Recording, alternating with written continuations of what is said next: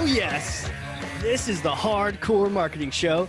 I'm Casey Cheshire, your host for this epic journey.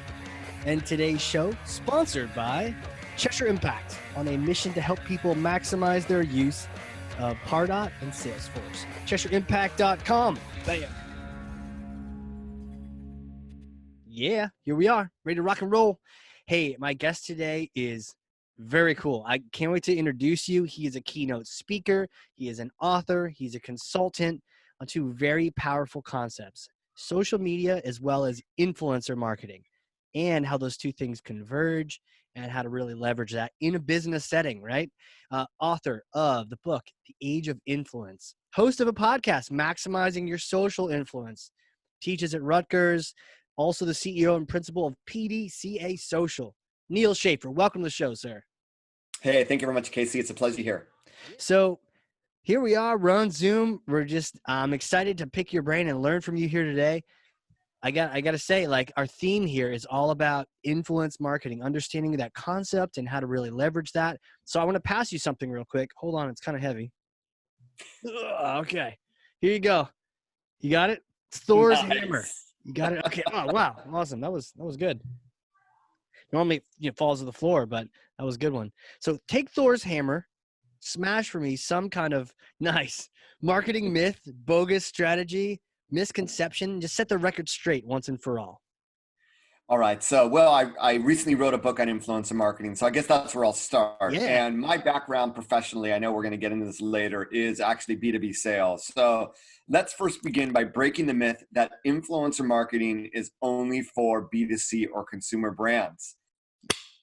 Not Smash. true. I wish I could. Oh, there you go. Just smash the monitor, be like, oh, wait, never mind. There we go. No, the influence is everywhere. And let me take a step back to my days selling semiconductors, selling embedded software, selling network software. There are always different pieces of the puzzle, right? There are always integration partners. There were system integrators. Yeah. There are other companies that if I could engage with them, I could get access to leads. I could get access to introductions. I could validate the deals in my pipeline if they were real or not, right? Right. So the notion of like influence in sales and B2B business has always been there. Yeah. But what we're talking about now is out there in the digital world, in social media and digital media, are there other people that can help provide access to a community that we're trying to target? And the answer is yes, right? And smart B2B companies have been doing this for a while. But when you think about it, so, you know, you're all fans of Pardo, obviously. You got your Salesforce, you got your email marketing, your marketing automation. You're probably creating content for your blog. You're doing SEO, you're doing organic social media, and more of that's, you know, sort of pay to play. So you're doing like paid ads on LinkedIn, Twitter, Facebook, what have you. Got a podcast. You got a podcast, right? Maybe YouTube, I don't know. But what else is there? As you spend more and more money and time creating content and buying ads, right? With the good thing is that, you know, the Pardo piece is extremely high ROI, as we know, but we need to feed it constantly. Right. How do you get above and beyond that? And that's where we get into influencers. We get into other people out there, and real simple, you know, who are the people that the people you want to target? What content are they consuming? Who are they following on social media? What are they, you know, searching for on Google that they're finding answers to that you don't have, right?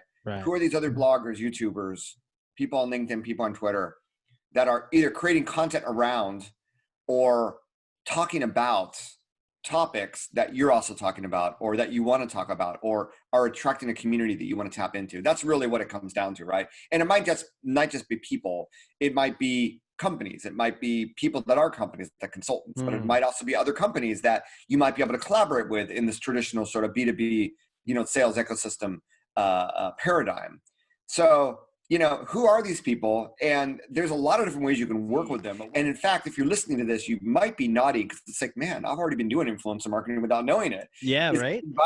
Inviting influencers to interview on your blog, inviting them to guest host a webinar, right? Asking 10 influencers, 10 industry experts for their ideas about where we're going in the next 12 months. All these things, you're tapping into other people that have a community, that ideally you want them to promote your content to their community, right? And a lot of them do just naturally because we're people. That's influencer marketing, right? Mm. You're tapping into people for that. And really, for B2B, one of the biggest areas you do this is through events. And literally, Adobe once brought a bunch of influencers to their Adobe Summit. They paid for, travel, airfare and hotel. Wow. And they had like 20 of us. And our combined reach on Twitter was definitely in the millions. Wow. And just, hey, enjoy the conference, tweet away, right? Here's the hashtag. You want to do interviews with Adobe executives? Awesome. We'll get you set up, right? Wow. And it just, over like the course of 3 days, it just generated so many impressions about the event. And this is something any business, any small business could do if you're doing an event. Virtually it's a lot harder to do, but we do have these virtual summits, which are sort of similar. Yeah. Invite these people, right, to speak. Yes. Influencer marketing for B2B does work, and it's quite savvy. And you should definitely, if you haven't been doing it as I described, you should definitely start to pool out who are these people that we can reach out to and start to develop relationships with. Yeah, start looking around. I think too many times we're thinking, oh, that's just an Instagram thing for those consumer brands. But no, what you're describing, Adobe is a perfect example. Hey, come on in, everyone. Like, let's create some FOMO around this event for next year. Like, hey, if you're not here, but you're hearing Neal talk about it, you're hearing other people mention it, maybe I'm checking it out next year. At least it's got my attention and I recognize the brand now, and it makes sense. Is there a first step? Is there a first step to this? You're like, I haven't done any of this, and I got to get on board with this. Where do you start? I would start just real easily with just keyword searches, right? Okay. Keyword searches in Google, depends on your industry, but like LinkedIn, Twitter, Facebook, Instagram, wherever you might be.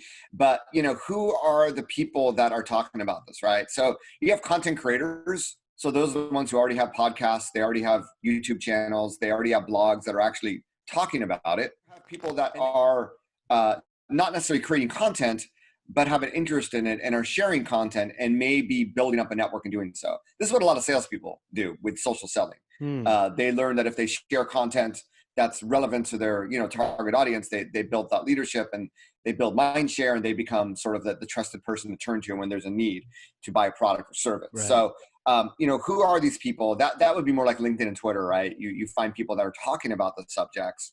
Totally. But I would also say there's another thing, and I mentioned social selling as a hint.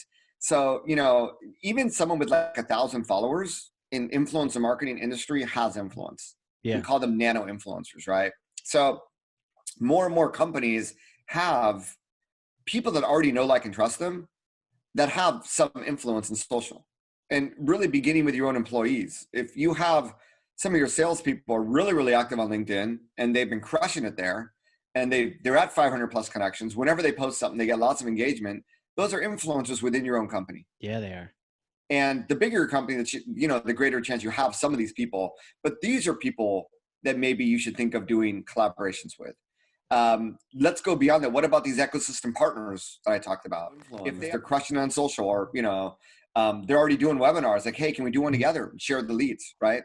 That's a no-brainer. And when we go beyond that, we look at our own customers. Why wouldn't you bring your customers into your own content for like not just case studies, but once again, events? And maybe some of your customers have influence as well. And we go beyond that. We then look at our followers, right? Who's following our company page? Who is who's a Twitter follower? Yeah. And mapping out, hey, we might have influencers under our nose that we just didn't realize. And finally, we begin to look at who's talking about our company or brand or product. So these are people that may not be employees, they may not be partners, they may not be customers, they may not be followers, but they're talking about us. So there's some brand affinity, right? They may be a customer, they may be considering us. So those are really, instead of, the traditional influencer marketing for Instagram is let's try to find the person who has the most followers. Let's, do it the other way around, and let's try to find people who already know, like, and trust us, and try to find those among them that have some influence in digital and social media. They're participating, they're sharing content, they're creating content, and you're going to find people that already have, they already know, like, and trust you to some extent. It's going to be much easier to collaborate with these people, and you're going to get a lot of great ideas once you reach out to them. Wow. 1,000 followers is a nano influencer. What do you call someone with over 200,000 followers? So it begins with like celebrity, right? So celebrity. Start at the top. Celebrity. Yeah. Then it's like macro influencers. And I think that the macro influencer, I don't know, like 500,000 and above. And there's no one definition. This is what one company put out Okay. this image that's been shared really, a lot. And I used it in my book as well. And then 50 to 500,000 is sort of like mid-tier influencer. 10 to 50,000 is micro influencer. And that used to be the popular buzzword a few years ago. And now more recently, this 1 to 10,000, the nano influencer. The reason is because these people probably haven't bought followers, and they're not buying fake engagement. They're more authentic. Yeah. And they have a more niche community, and people are more engaged with these smaller influencers. When you get to the celebrity, the followers are all over the place. Yeah. We don't know why they're following the celebrity, but when we get to one of these more niche, this is like a Pardo influencer. You're not going to find a celebrity who's a Pardo influencer. You might find a few nano influencers who are, and it's like, wow, these are the people that definitely, if we want to align with someone around, our product, these are the people we want to be talking to. So that's another reason why those have become really popular. But some of the find nano influencers even having 500. So, Wow. it's just, if there's someone with like 1,000 followers that, they put out something on LinkedIn, they get like 30 engagements, right? Mhm. When was the last time a post on your LinkedIn company page got 30 engagements? And No, for most seriously. small businesses, it's crickets, right? Yeah. So that's really what it's not the amount of followers, it's the amount of engagement, and it's the relevance of that engagement, right? Right. So these are the things to think about when we think of influence. And that's why, with the way the algorithms are so skewed towards people over brands, this is another reason why you have this emergence of a lot of people that have some influence.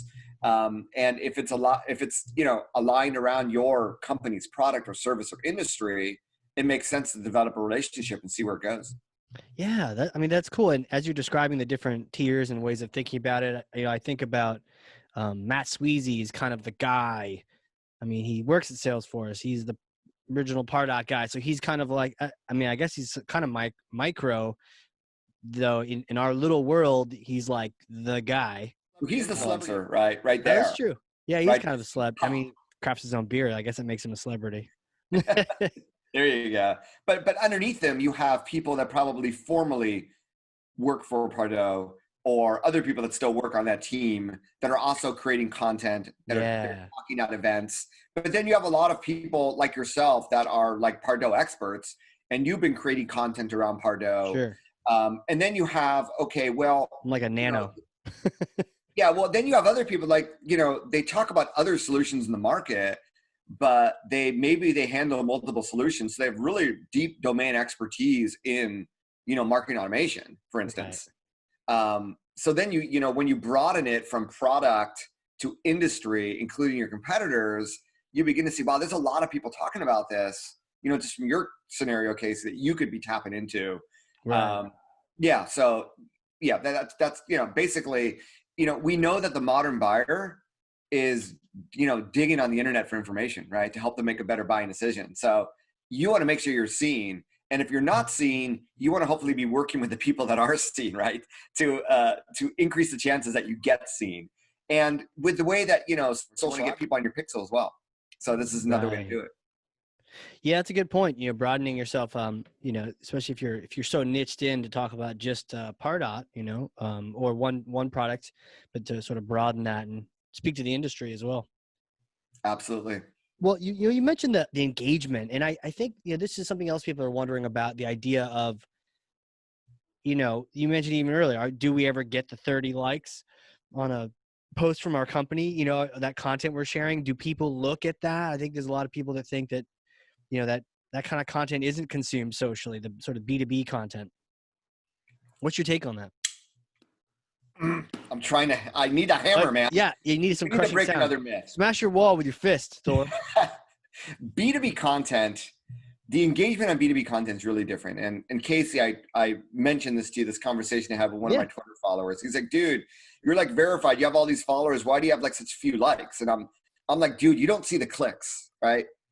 I don't think the B2B buyer, people that are consuming B2B content, they're not doing the likes. I mean, maybe they do a share once in a while and a comment, but they're clicking. And that you don't see the click analytics unless you actually go into your analytics dashboard to see it, right? That's how people engage with content in B2B. And for me, I'd rather have a link click than a like. Comments and shares are awesome, don't get me wrong. But the like is like, yeah, maybe it gets exposed to more people in the algorithm, but at the end of the day, if you don't get the click, you're not going to get people back to your website. Right. So that's the engagement, and it cracks me up. And I do this with clients of mine. We do these competitive audits. It's like, well, we don't know how many people are clicking on their links. We can see how many likes, or if they don't get any likes, but they may have a ton of people clicking on links, and that content's doing really well, even though we don't see it. So you always want to remember that you don't want to be analyzing your social based on likes, and Right. you don't want to just go through your feed. You want to go to your analytics and say, okay, maybe Google is my number one driver of traffic. Well, believe it or not, Twitter is my number two driver of traffic. Right? I get way more traffic from Pinterest than I do from LinkedIn, believe it or not. So that's what I focus on. I look at the channels that are doing good, focus there. The ones that are doing bad, I try to figure out and improve upon them. But that's the way, you need to be really data driven in how you do all this. And you can't just be looking at likes. It comes down to, are you, for most B2B companies, they want to get traffic back to their website. And that's what you need to be looking at. Right. Right. It's not like, why are we approaching our B2B social like we're underwear models on Instagram, right? It's like, I'm not in it for the likes. But to your point, you got to be able to see behind the scenes. I mean, you can't see that. You need to fix that. But like, you can see you got a bunch of clicks, so that's cool. Hey, likes are fantastic, but you know what? Like, I'd rather you consume this. Pay the bills. Click on it. Yeah, pay the bills with a click for sure. Makes total sense. What makes this the age of influence? And has some things been changing around town that makes this it's not a new concept, but is there something about, and maybe even just the COVID or now, what is it about right now that makes this so topical? So I think, if you look at like the history of social media marketing, you begin to see that, number one, it's getting a lot more visual. And, visual leads into talk about Instagram, but even LinkedIn is getting way more visual than it used to be. And we know that videos do really well. We know that, chicks with green hair like get millions of views on their videos on LinkedIn, right? I don't know a girl with green hair, but I do know a guy with blue hair. Okay, well, there's a famous one in marketing circles that I hear about a lot. Goldie Chan, I think is her name. Right. I mean, so the video is huge, right? And brands and businesses are just not used to like visually presenting themselves, especially in B2B. Right. It's all text. And if it's a video, it's like a boring interview with a CEO, right? That's not the stuff that people want to see in social. So, but it's easier for people to just get up there, like what we're doing, right? And create content, get up there on video, or like create video snippets of the interview here, right? And get them up there. Yeah. So this is, one of the things that's happened over the last 10 years. It's really changed social media, is the emergence of like, how do we show ourselves visually? Of even like, even casual photos do well on things like LinkedIn that didn't usually happen. So how do businesses, because it's showing the real you, right? So how do businesses adapt to that? And it's really hard for a business to humanize themselves the way that people can, because they're not people, right? And people always resonate better with people than businesses. So that's like the first trend we've seen that's led into the age of influence. The second trend is that the algorithms favor people. And Zuckerberg said this, marketers already knew that, if you want to incite word of mouth in social media, it's not going to happen from a company page or a fan page, right? Yeah. It comes from people.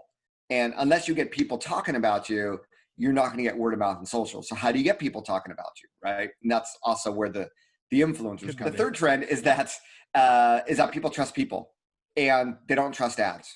Right. Social's pay to play. We'll just do more, paid ads. Well, number one, everyone's doing that. So acquisition costs are going up. And people don't trust ads, but they trust other people. So people are going to be the best ways to market your company if they can talk about you in social. So, and you have more and more people that are actually publishing content. Like LinkedIn has never been, LinkedIn's been around forever, but not everybody publishes content on LinkedIn, right? It just wasn't something you did. You did a lot of searches, you did prospecting. You didn't necessarily post a status update, but Instagram is full of like hundreds of millions of people that are like uploading photos, right? Oh yeah. Or Facebook has another great example, or Twitter. So, and the stories too, they just evaporate after one use. It's crazy. But you have just more content creators, right? More people that are creating content, and in doing so, they build community through that, right? Because people find their content, they follow the hashtag, what have you. So, and you have a whole generation of people now that, they're digital natives. They were on Facebook when they were in college, Well, it's like 10 years later now. So this is a big part of their life. They use it way more than we did 10 years ago. Right. So now you have all these different trends point to the fact that, people just have a lot more influence than you think in social media, and brands have a lot less influence than you think. And really, if you want to get word of mouth going, if you really want to leverage social, sure, everything else doesn't go out the window. The Pardo, I mean, dude, you need that for your business, right? And Sure. the ROI from email marketing automation is awesome. But if you really want to do stuff on social, right? If you want to get out of the traditional digital blog, email, and marketing automation, you got to do something on social. And there's still budget for paid social, but leveraging influencers is really something that's going to help. It's going to help your pixel. It's going to help your content. It's going to help your marketing automation. You're going to build up your list if you do it right. It just helps everything else do better. And guess what? It actually brings the social back to social media because you're developing relationships with people. Yeah. And my days in B2B sales, it's all about relationships, right? Mm-hmm. I mean, yeah, in the background, we have the marketing automation, but we're also trying to increase the number of touches we get with our prospects so that we build that relationship digitally. But it all comes down to freaking relationships. So, do they like you? Yeah. So, networking, not just with your ecosystem partners, having relationships, not just with your clients and prospective customers, but including these digital people, these digital entities that are speaking to the same community, networking with them and developing relationships of mutual value with them. That's the age of influence. That's something that, just is going to provide more and more value now because more and more people are creating content and influencing others. Totally the age. It makes perfect sense. You got the trends all going in that direction, and there's some value to it because I think we were a little OG, a little old school back in the day. A lot of promotion. I like the communities happening where what you post actually matters, and there's power to it. You did say something though that was interesting because I've talked to a lot of brand people lately, who are all about the brand is not dead. You need the brand. Brand is love and sex and everything, and yet you had said people over brand, and I get where you're going with that, right? Well, just to Facebook, it's not going to be coming from the brand page. It's coming from people. Dude, people own the brand, right? You can do your best to try to portray your brand in a certain way, but at the end of the day, it's all how people talk about your brand, and you can't control that. Right. You can't control that customer experience. You can try your best to give them the best customer experience they want, but at the end of the day, it's people. And we're going on to Yelp. We're going on to TripAdvisor. We're going on to like B2B software review sites. Yeah. We're looking for like reviews on blogs. Yeah. I mean, the buyer is looking for how people talk about your brand, right? And they're not just talking about the product. They're talking about your customer service, right? They're talking about their experience, all of that. So if you really want to build your brand digitally, you want to have more people talking about you. One of my clients early on from my agency, this is a B2C brand, but they provided sort of a baby health product. So if your baby was between 6 months and 3 years old, this is a product you'd want in your household to have a healthy baby. So the target was like moms, and we work with mommy bloggers. Yeah. But, the director of marketing said, when I go to Google and search for a product, no one's talking about us, right? All we see is like the only thing that comes up is our corporate and maybe our Amazon page. And that's it. I want to have our Google search results flooded with people talking about us. Yeah. And that's influencers, right?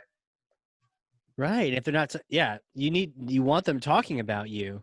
Otherwise there really isn't anything happening.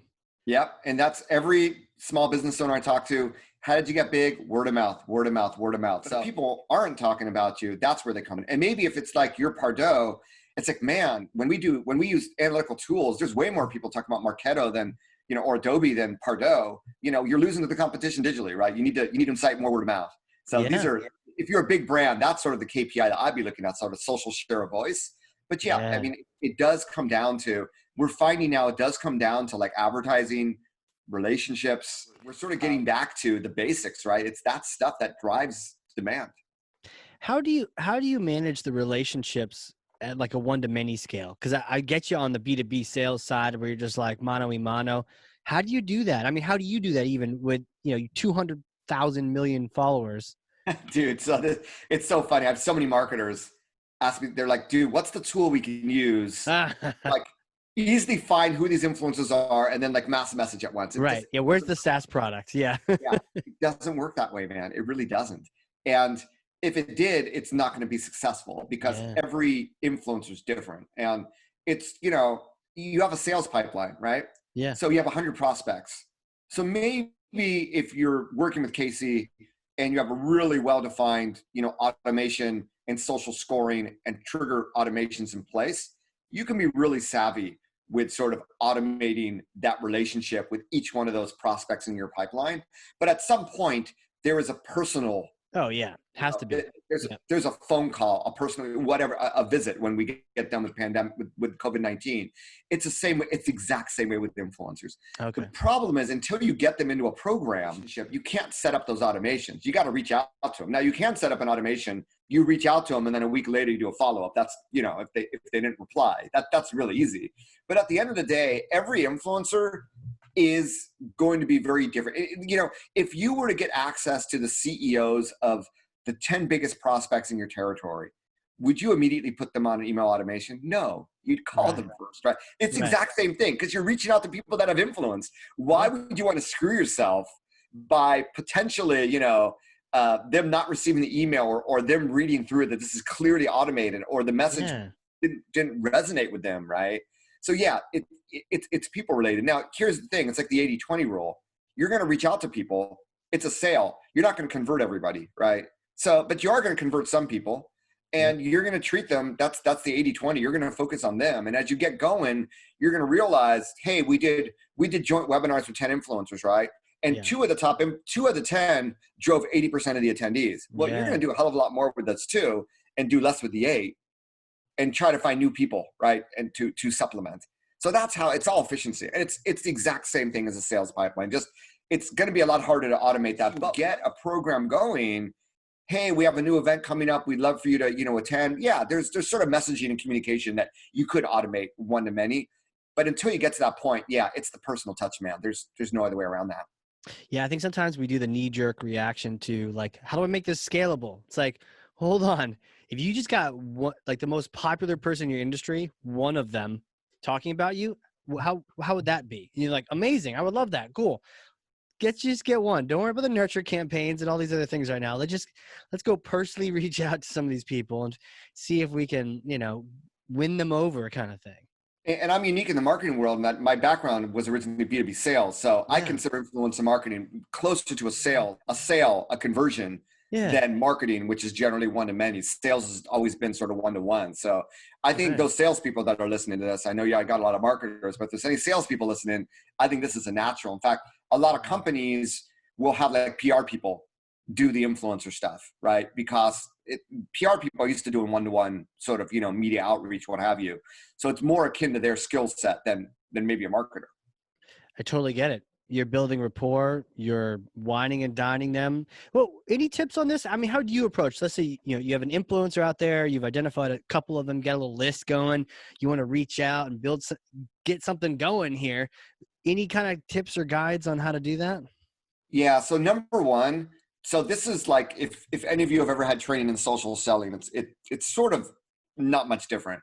Okay. You want to create rapport with them in advance before you reach out to them. Because if you reach out to them, it's like a cold call. So true. Some may pick up the phone.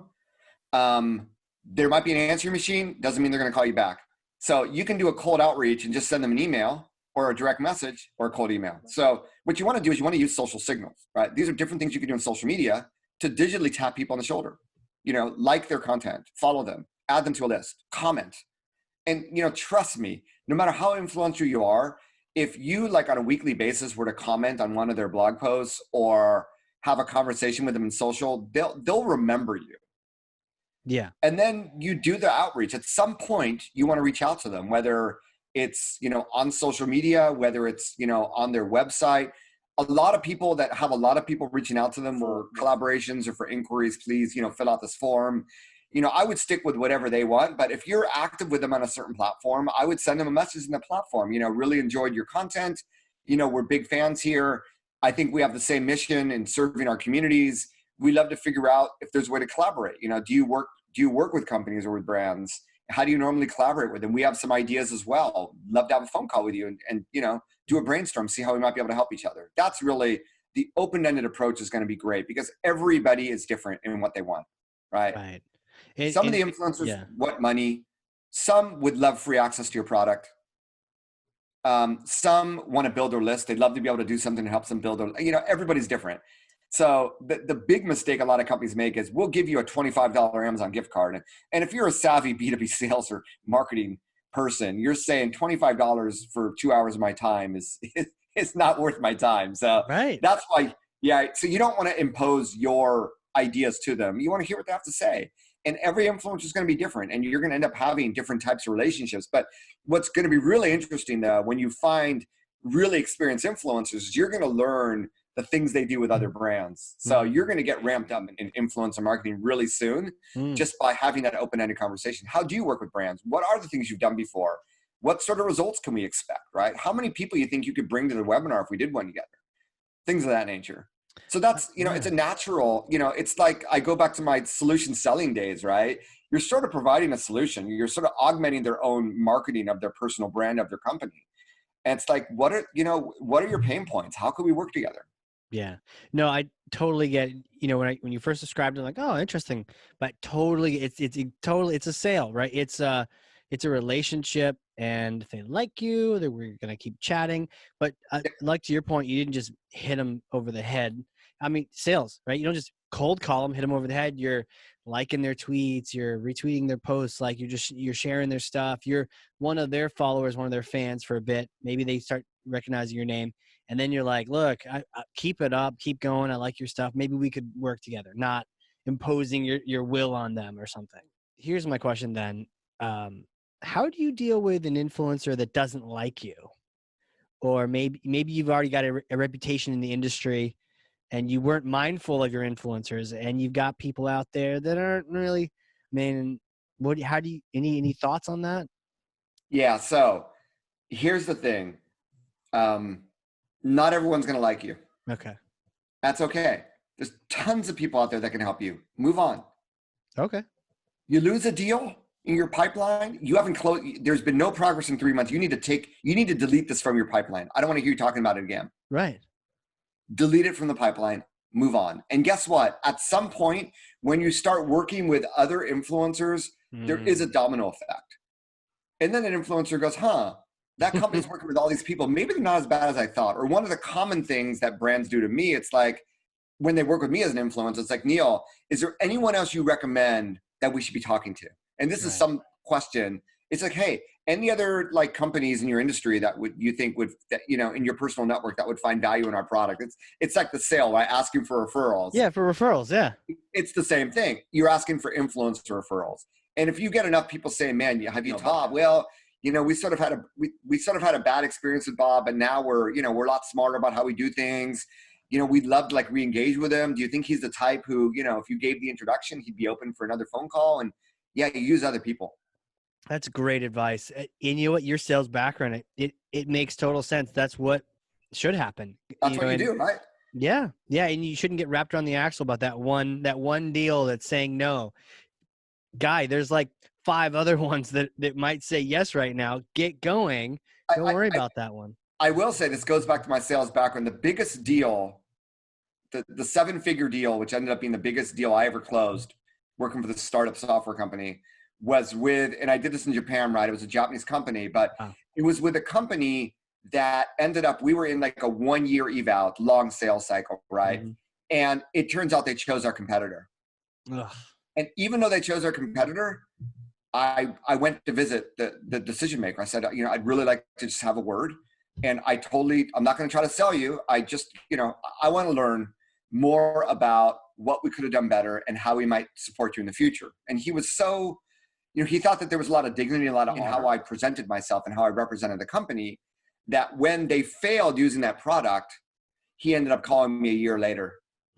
Say, Neal, I'll never forget when you came up, when you showed up, even though you had lost the deal. And I know it was a big deal for your company, that you showed up with dignity, with honor, with wanting to serve our company. And we'd like to give you the opportunity now because things are not going as well as we thought it would be with this other company. Right. Wow. And sometimes there's grace in defeat, right? Yes. And that ended up being my biggest deal. So, and every salesperson has their war stories and what have you. But yeah, there's, it's okay. But you never want to burn any bridges with influencers. And if you do end up burning a bridge, you want to have dignity and say, you know what, we screwed up. Yeah. Just be human. Yeah. We messed up. We've been schooled on influencer marketing. We realized that we really damaged the relationship. We don't expect you to make up with us now, but we're going to do our best to serve our joint community. And hopefully at a day in the future, we'll be able to collaborate together on some project and leave it like that. Yeah, no, that there's so much to that. And your But background.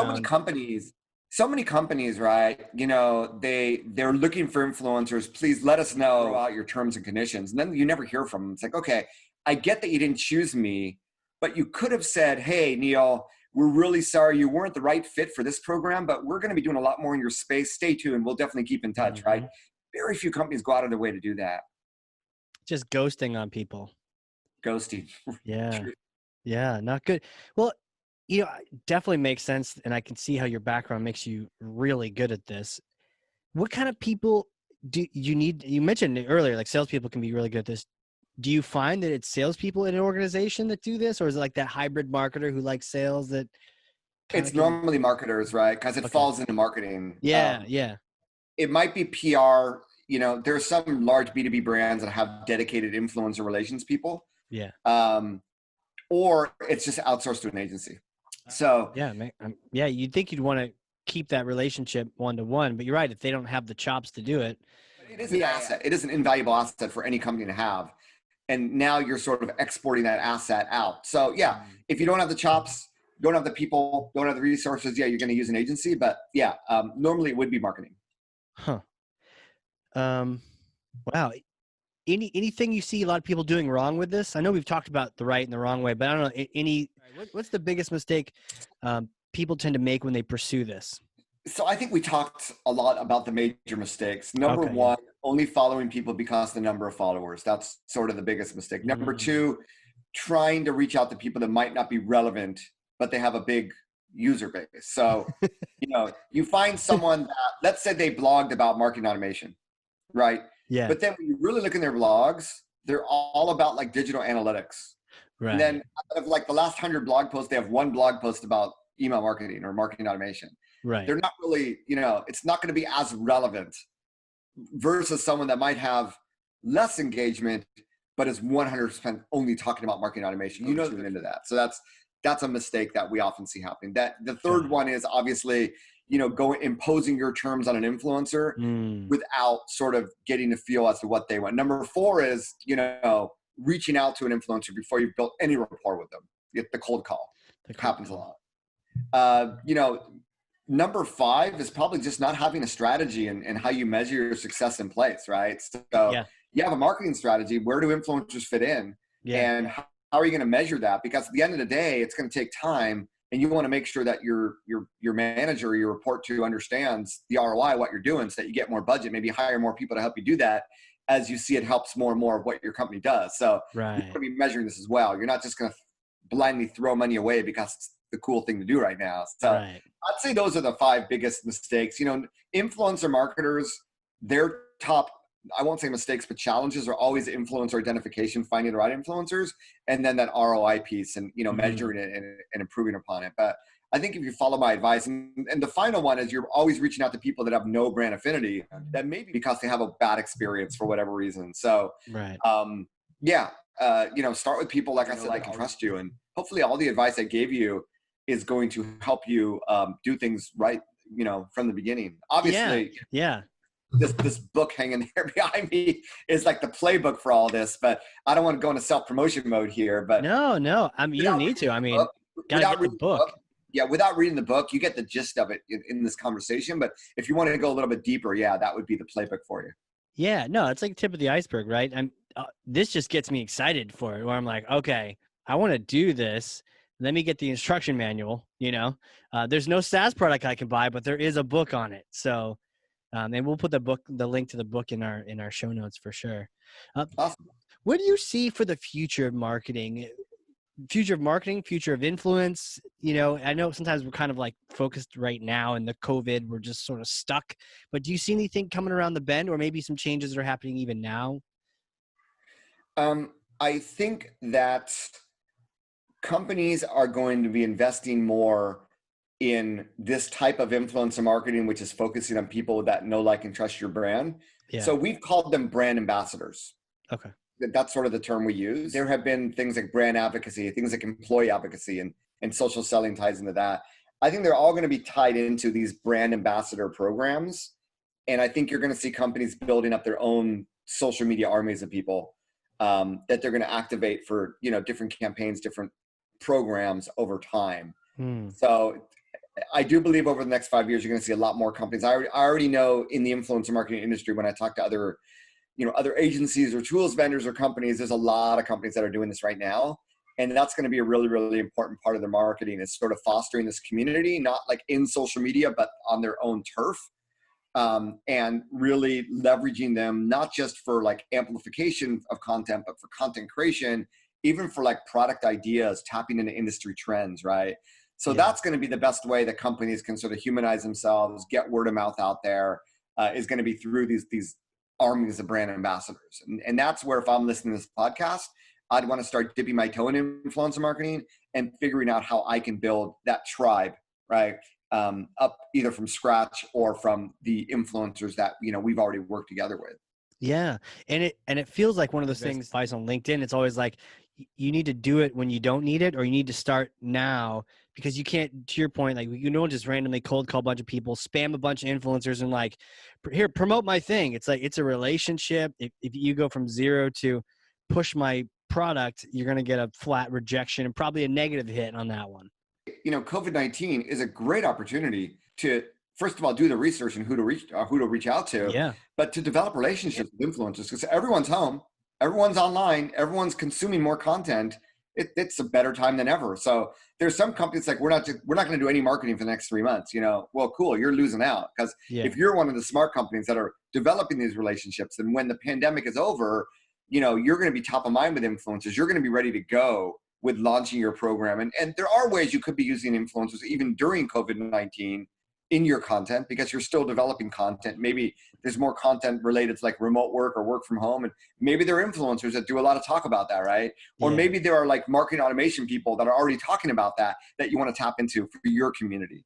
So there's things you can be doing now. The companies that are pulling the plug, they're missing out, because my clients, they're going full force ahead, full speed ahead. They're doing a little bit things differently. They may be reducing their LinkedIn ads or Facebook ads, what have you, but they're still spending the time building on the infrastructure to get ready for that next level of growth once we're through the pandemic.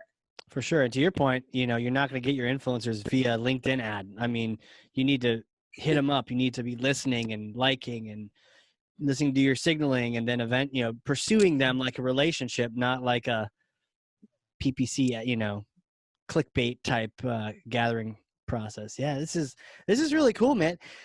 Who are you, Neal? Like, how did you become this social influence celebrity, if you will? Like, can you take us back to like the little Neal days, running around? Did you always know you're going to be on social and crushing, the relationships and doing the B2B sales and all that? No clue, man. I will say that, and obviously I was sort of, I grew up before the internet, and the first TV I had was like an 8-inch black and white in my bedroom, right? So nice. We're talking really old school here, the boom box and the whole bit. But do you remember when you first got the internet? I first got the internet when I was in college, and this is really before the internet. It was like this: if you wanted to send an email, you had to go into the computer lab at the university. We were using like Usenet. I mean, wow. I'm aging myself here, but yeah. No, the internet, it did not. We could print through the computer lab printer, and like I said, we could use their servers to use Usenet. And I was emailing some of my friends in another university. But yeah, I'd say really it was with America Online in the 90s. Is when the internet totally. The 14.4K US robotic modem, right? But totally. It's funny, growing up, I was really into like data. I was really into sports, and I was really into like baseball cards, and like I could rap off the statistics of like any baseball player at that time, right? Wow. And so I really got into that, and that sort of interest in like data has probably always stayed with me, and I still have a love of sports, obviously. I got into music a lot, actually. I played violin, which then became an electric violin. And wow. I ended up learning how to play the drums in Japan, which is why I have the drumsticks. We recorded 2 CDs and stuff. So sort of like music and performing, that's helped me like with that sort of like a rock concert, right? I get all psyched up for the brand. But, I'd say the most influential thing professionally is when I was in university. I did my junior year abroad in Beijing, and I was I was an Wow. Asian studies major. So that's where I studied Chinese. And then I was there during what they call the Tiananmen demonstration. So, In the there were like square with the college tank students. and all that? Yeah, I didn't see the tank. I got out before that happened, right? I Good, got out the yeah. day that martial law was declared, but Jeez. I'd walk with the students. I have tons of photos as well. I would walk with the students demonstrating down to the square. It was like an hour walk, right? And I just sit down in the square, be bombarded by Chinese saying, what is democracy like? What's it like to live in the United States? What is freedom like? Um, how much do you get paid for work? I mean, just, how much does food cost? Just all these Wow. questions. And obviously this, once again, before the internet, people didn't have access to information then. Sure. But it was then, and then it's seen the aftermath. I actually went back a month after, and this is where I switched from Chinese to Japanese, because at the time Japanese was booming and Japan was booming. But that left a lasting impact. And I thought, I want to get into business. I want to be able to help. I want to be able to like engage with average people, Yeah. and in my own way, just sort of everyone I engage with and exchanging information. And I thought the best way I could do that was through sales. What was it Give like me when you came simply like back? When you came back, was it just like a different place? Things had all changed? Yeah. Yeah. It was almost like you see the pictures of China under the pandemic, or you see like the first few days after lockdown here, the freeways are empty, the streets are empty. Yeah. That's sort of, I heard some gunshots at night. This is a month later. I mean, it was still martial law. Yeah. Um, yeah, it was very gray. You could see like tank marks on the streets and some bullet holes and like some hotel glass. And yeah, it was, Wow. you didn't want to go out at night. It was like the whole energy, because before that, like I saw a demonstration of like more than 1 million residents. They Wow. on their bikes, they would just tape a piece of paper like, freedom for all or democracy for Wow. all, just real grassroots, and they were all patriotic too. They were, Oh yeah. they all had the Chinese flag. The students, when there was a line of police in front of them, they were saying, we love the police love us. And just to see all that energy and hope for the future just completely Jeez. taken from the spirit of that city, which is one of the saddest, most impact experience. So that's what really drove me to get, I want to learn the language, I want to learn the culture, but I want to interact with people. And the more people I can interact with, the more I can contribute in my own way to mutual understanding. And like Yeah. I said, world peace in a weird way. Yeah. So that's sort of, when social media came about, and I was in transition for the first time in the US when LinkedIn was just getting going.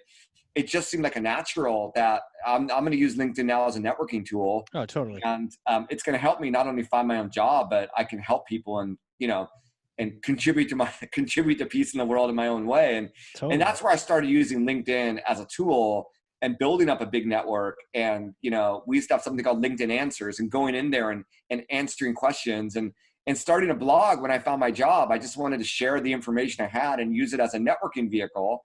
And then, the last time I was in transition after that, I got hired, and then we had the Lehman Brothers crash, Mm. combined with the fact this company wanted to sell themselves off. So they're like, we're not going to sell internationally anymore. So there went my position. Right. And some of you may be going through that right now, because this is Right. exactly what happened 12 years ago. And I realized, man, I'm so passionate about what I do and who I work for that I need to build something that no one can take away from me. And Yes. that's your personal brand, man. And I started blogging, and it was really hard to find a job. My wife's like, why don't you write a book? I'm like, I'm not a freaking author. I don't want to write a book. But I ended up writing Yeah. a book on LinkedIn, and it sold. And I started getting asked to speak. And then I got, hey, Neal, will you consult with us? And that was 10 years ago. So now I'm in my second decade of doing this, but that's sort of Jeez. how it all started. It's funny that write a book. And you're like, I'm not an author, and because I just finished one, and it's an experience to go through, right? Oh, Like yeah. nothing anyone. It's by the end. I don't. By the end, were you kind of sick of it?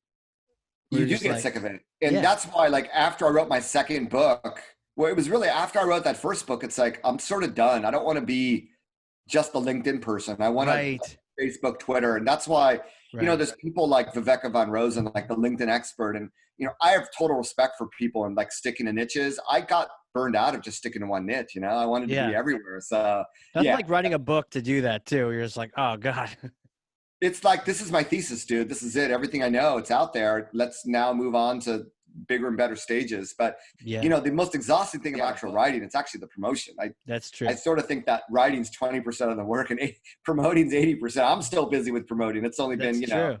6 weeks since my book was out. So You yeah, know, it's hard work. instantly you have that personal call to action. I didn't realize that till it was on Amazon, and then I'm doing some LinkedIn messaging, and then people are chatting with me. I'm like, oh, that's my call to act, and my book's on Amazon, and my book's on, like, oh, I guess I have a call to action now that I, you know, not just for your company but for you. It's interesting how Totally. all that changes. Totally. That that's amazing that you were able to admit experiences like that, and to see that freedom squashed. And try to, is that then you like, let me go to Japan, like you were saying, because it's starting to pick up and get exciting over there, and then you just, Oh, dude, it was the bubble economy. It's when, you know, we were worried that Japan was buying too much of our real estate, and oh sure, it, now yeah, it's those were the China, days yeah, Japanese companies are going to take over the world. Obviously, that never happened, but you know, there were American companies who were trying to study how Japanese companies work. So yeah, I thought, you know, I'm Southern California native, so I could like get a job here in LA and live the normal life, or I can start my career in Japan at a Japanese company and actually learn something every day just for the fact of being there, not just how Japanese companies operate. right, And when I got the offer, I was a senior at university, and you know, I took it, and I spent the summer at an intensive Japanese program in Tokyo, which helped. But obviously, learning Chinese first, I mean, it definitely helped accelerate my learning Japanese. But the first year, I was doing stuff in English. I mean, I was not at the level. But, you know, the great thing about Japan is it's a heavy drinking culture. So everybody, like every night after work, all, you know, go into the pub, which we call izakaya, you know, drinking. And I hated beer. I was like the California cooler dude, but I learned to appreciate beer in Japan. And yeah, just really awesome. I mean, if you're single, you know, being in Japan in the 20s and working at a company and just, you know, the camaraderie with colleagues, it was awesome. yeah. I've had a chance to visit there a couple times, and um, I digged it. I mean, hanging out with the people afterward, and I think they took us to a Chinese restaurant because it was like, oh, this is what we do. Let's get some, you know, some grilled meats and whatnot. And I just had a blast with them, and the baseball games and everything. It was just really cool culture. Well, if you could talk a little bit about working at a Japanese company, you know, and were there any kind of takeaways or just things that stuck with you? Um, it's very, well, in some ways it's not collaborative, but you know, first of all, just the way the desks are set up, everyone's facing each other. Oh, So you're sort of always around people. You're never like in your own space. You're always part of this company. okay. And you know, when you work in that environment, every morning before you start, they would do a morning exercise, which I thought was really cool. When you're in your 20s, it's like, you know, WTF. But as you get older, I mean, just, you know, doing a few minutes of stretches before you start, that's awesome, right? You need it Um, by the time you get a little older. yeah, exactly. And then you would have one person in the group, um, you know, say a 1 minute speech to everybody else. Oh wow. So about something timely or what they did over the weekend, or and you know, you ate lunch. It was a pretty, you know, it had like 2,000 people. It was like a $2.5 billion company. So Jeez. you know, you'd always have lunch together in the cafeteria. So there's obviously some things that are very similar to American companies, but it was very process oriented, very systemized, and yeah, just, you know, whenever you wanted to do something or initiate something, there's something called nemawashi, which is very Japanese, which is you're not just going to say, this is what we're going to do from tomorrow. You're going to start to like have meetings with people and say, you know, I've been thinking, I think we should move in this direction. What do you think? So you're sort of Mm. building rapport. It's almost like sending the social signal. You're building Yeah. rapport internally before you actually do something. And that's sort of a trademark of Japanese companies that, and often another part about Japanese companies, they have something called a ringi show. So whenever you wanted to do something that was somewhat significant, in our company, it was anybody who wanted to spend something more than $2,000 to make that investment, they Yeah. had to fill out a ringi show, and they had to have stamps of everyone on the executive board. So, you know, manufacturing, sales, operations, the whole bit. So at the end of the day, you had to get consensus from people if you wanted to do something strategic. And Interesting. that's sort of, you know, something that I thought was really unique. On the other hand, Japanese companies are really bad at marketing. They didn't really have a marketing division Hmm. in a weird way. The product people drove marketing. So that lack of Ah, marketing meant that it I've was been in a really, company where that was the case. Yeah. yeah, it's all relationships, man. I mean, sales is all relationships. And Yeah. internally, if you want to get something done, when I was in sales and, we were selling semiconductors, and when my clients' factories, when they were going down because their competitor couldn't support product and we could, and I look online, I see inventory, it's like, how do I get this out to Singapore tomorrow? Yeah. um, you have to negotiate with the people that are responsible for manufacturing and say, dude, I need to steal someone's allocation. You got to help me out here. Hmm. Right. It was all really relationship driven. Even, Wow. every company is like this to some extent, but in Japan, it was even more so. So those are really great lifelong, learning, moments that I had. But yeah, that's, it's funny. I haven't really worked that long in American companies, so it's sort of hard to compare. But, but you didn't have people building their own kingdoms like you have in a lot of big American corporations, or Mm, what I find. You don't have people coming in from the outside and then all of a sudden bringing, immediate turnover of the entire department. Japanese yes. companies do not like to fire people unless they really have to, or like they're very loyal to the employee. It's family. They invest a lot in getting Okay. them as part of the family. So Yeah. they're gonna give people the extra opportunity. And if they don't like you, they wouldn't fire you. They'd move you to another department. And there was a lot of that would happen, right? It's like, oh, so and so just got moved to purchasing. It's the end of the line for them, right? But on the Yeah. other hand, some people went to purchasing 2 years later, they moved up and, they went back to manufacturing at a higher level because They they did took the well. challenge and they showcased themselves, and they stayed loyal and, they made themselves known. So Mm. yeah, just very, very different environment. In interesting points though, was it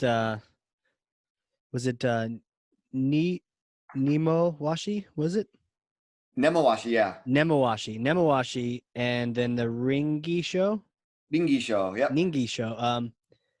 I could see that busting through silos. I could see you don't have like some secret project that marketing's doing and no one's aligned with it because no one's aware of it because you had to get the stamp and probably literally a stamp from that particular executive. Yeah, what it does is, yes, you had a lot more alignment, but you Hmm. had a lot less innovation. Ooh, And it because was you a had lot to less. preamble everything you were gonna try.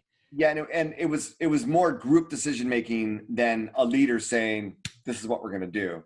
So just, and Interesting. that's the Japanese culture. You've heard, the saying, "The nail that sticks up gets hammered down." It's very true about Japanese culture in general.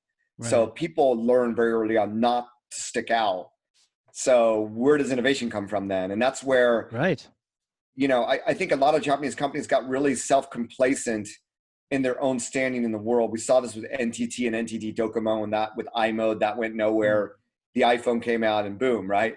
Um, we saw this with Sony, and it's funny because I work with Sony and I provided them some really innovative technology. Yeah. And then at some point, Sony said, "We're doing so well with PlayStation, we're just going to use our own internal technology going forward." That's what the policy of the new CEO was, and that's when innovation died, when they stopped looking outward and they only looked inward, right? So and meanwhile in Korea at the same time, they're like, "Internet, this is awesome, we're all over it." And I'll never Right. forget, because I sold throughout Asia. I'll never forget meeting like someone.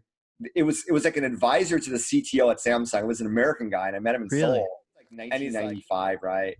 Or it wasn't well, maybe okay, maybe a little bit later. But he's like, "Neal, we plan to make Samsung a leading global brand in 5 years, and this is what we're doing. What do you Wow. think?"